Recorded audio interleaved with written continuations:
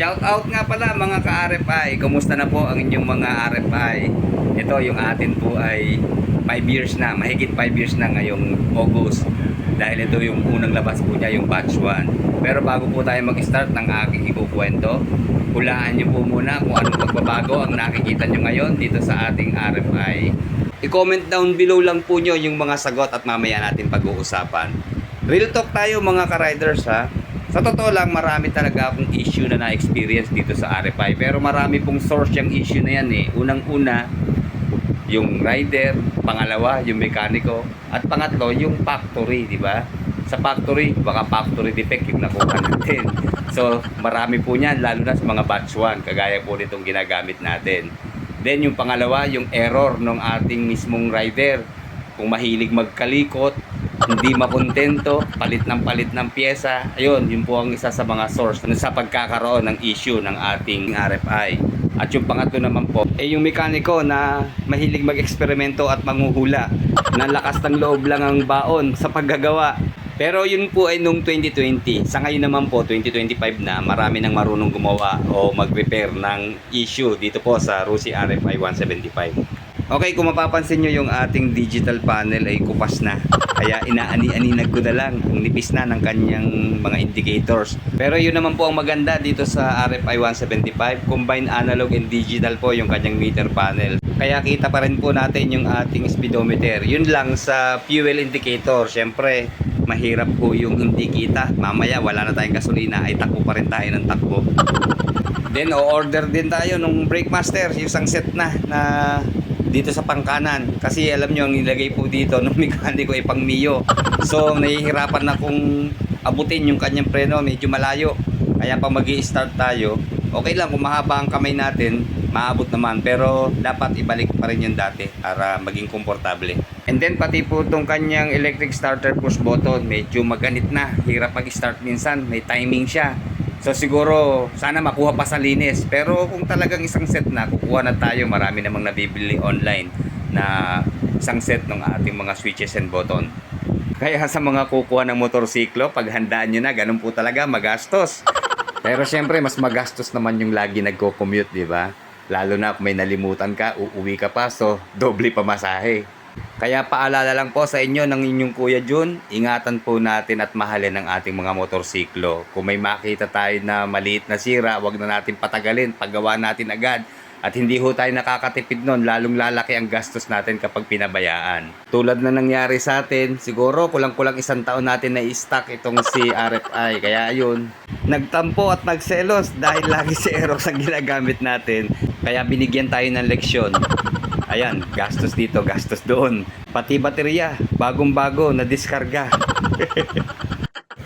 Ayan mga ka-riders, sa mga nangungumusta ng ating RFI, buhay na uli. Alam nyo, mga kulang-kulang isang taon natin napabayaan eh.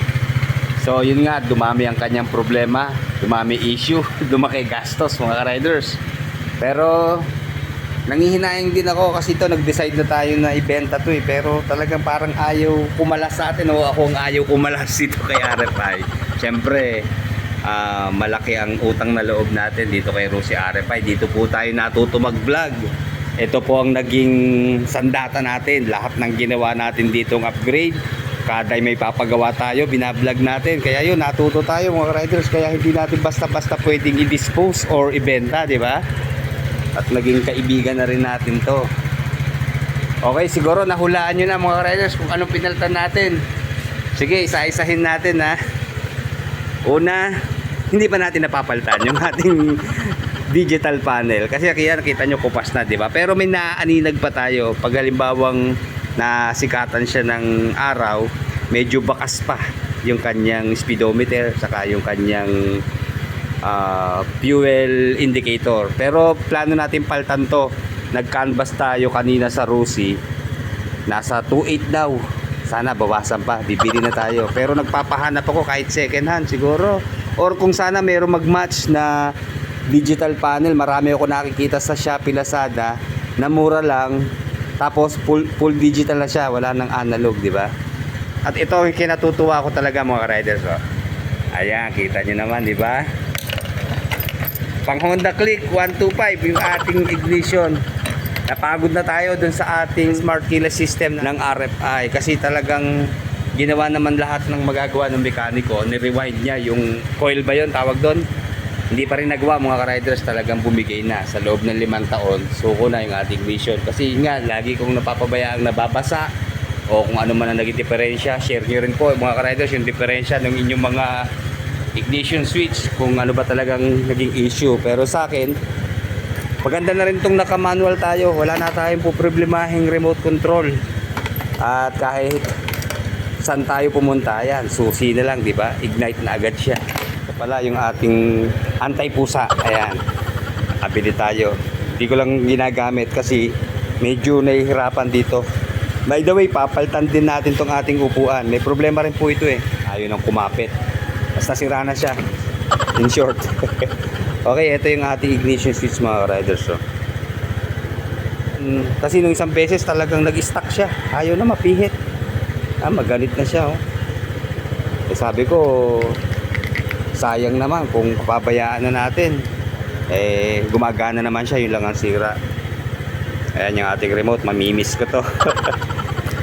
Pinaalis na rin natin syempre yung kanyang alarm, yung pinalagay natin na alarm. Pero may nagsasalita pa rin eh, hindi pa rin siya nawawala. Ewan ko lang ba't hindi natanggal. Kita nyo mga riders oh, sa loob ng 5 taon, walang pagbabago sa kanyang ilaw. Lakas pa rin oh. Then yung DRL niya, talas pa rin syempre.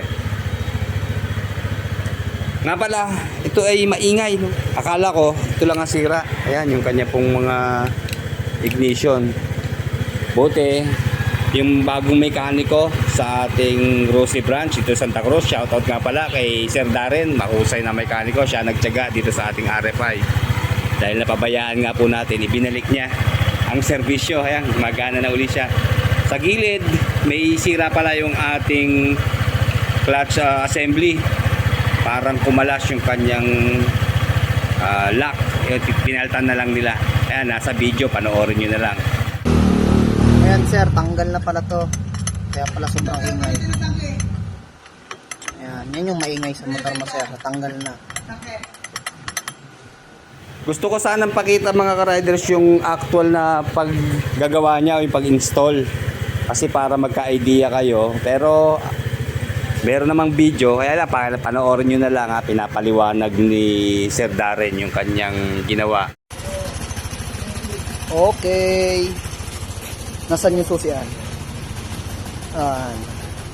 Honda Click 125. Pero convert sa RFI. Okay na, babalik na lang bukas.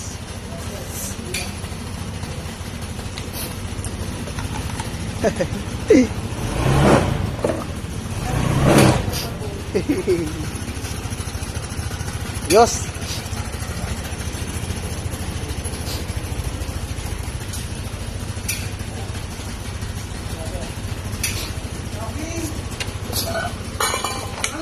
Check natin. Ayan. Oh, di ba? Yay! Oh, di ba? And guys, Rosie 175 RFI. Ayan, bali palit na siyang ignition switch. Ayan. Bali same lang sila ng stock ng RFI. Ayun, open agad dito. Saka doon sa bangko. At ngayon, mas malambot din itong sa Honda Click. Yung sa wirings naman, ayos naman siya. Mas madali siyang i-convert kasi 4 na wire lang yung sa Honda Click at yung sa Rosie RFI ay 8 yata yung wire na ignition switch nito dahil gawa ito ay may remote. Ayan. Ayan, sukat naman yung Honda Click na ignition switch. Ayan. So ito, papakita ko po sa inyo yung in-order natin na ignition switch ng pang Honda Click 125. Ayan, ilalagay ko po yung link sa video description kung gusto nyo pong gumaya o bumili. Ito po ang pipiliin nyo. Tandaan nyo ha, ito di ba pa vertical na ang lagay niya eh. niya kasi kasukat siya mga ka-riders. Oh. Kita niyo yung shape ng ating RFI.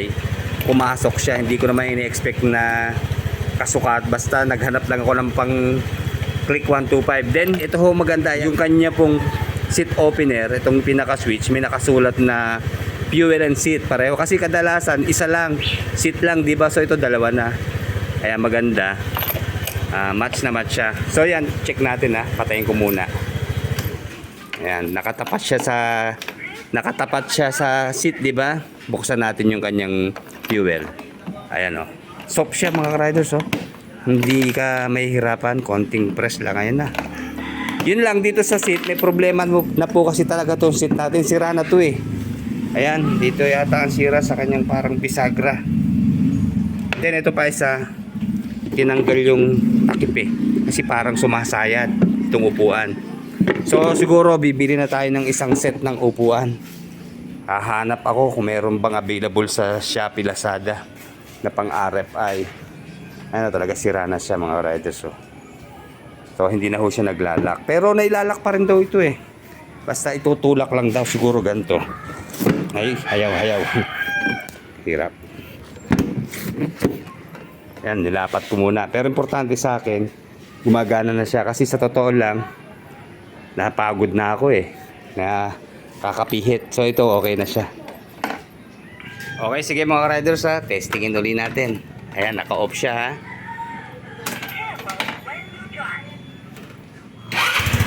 One click off. Nakakatuwa talaga to.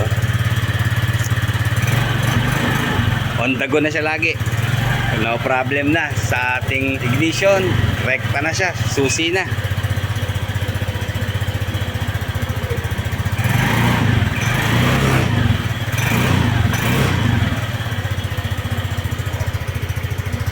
Kaya back online na naman itong si Rusi RFI 175 version 1.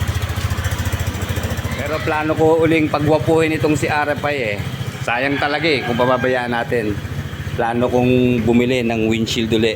Yung pang RFI na talaga, ayoko nang mag-convert.